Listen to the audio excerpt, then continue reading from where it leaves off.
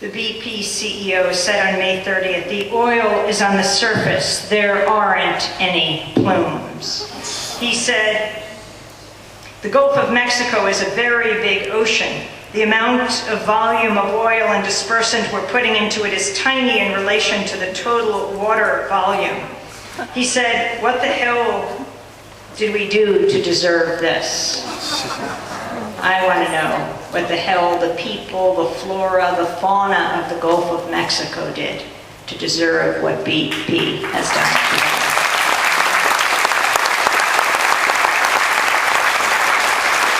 And then there was his comment, I think the environmental impact of this disaster is likely to have been very, very modest. I don't think Tony Hayward understands the term modest. You know, when we went to Grand Isle, we saw this cemetery. It had just been erected that morning by a family on Main Street. It was makeshift. There were 101 crosses, wooden crosses on their front lawn. And it said something like, this is for the way of life we knew destroyed by BP and the federal government. And on the crosses it said, beach sunsets, po' boys. It said, walking my dog, sand between my toes. And we went up to talk to the family. The little boy was named River. He was 13, and he said, this is what we're losing. They were leaving that day, though they usually spent the summer in Grand Isle. And every other house had a for sale sign outside of it. We flew over the Gulf of Mexico with the Coast Guard. One of the Coast Guard spokespeople, his ID was interesting because there was a photo of him, and behind it was the BP halo, the green and yellow sunflower. And I said, I'm confused. You're not with BP, are you? You're with the Coast Guard. He said, oh yes, but, well, it's the unified command. And I said, Coast Guard is unified with BP? But we flew over, and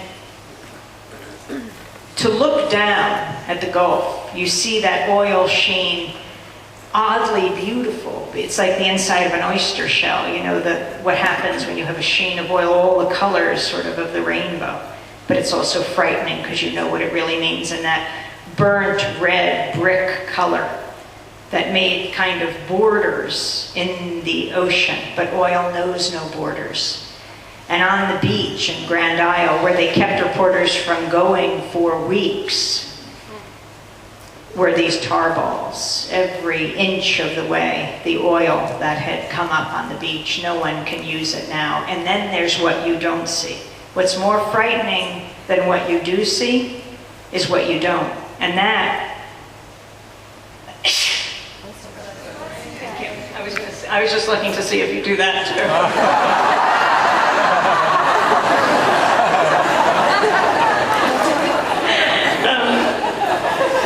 What you don't see is the oil below.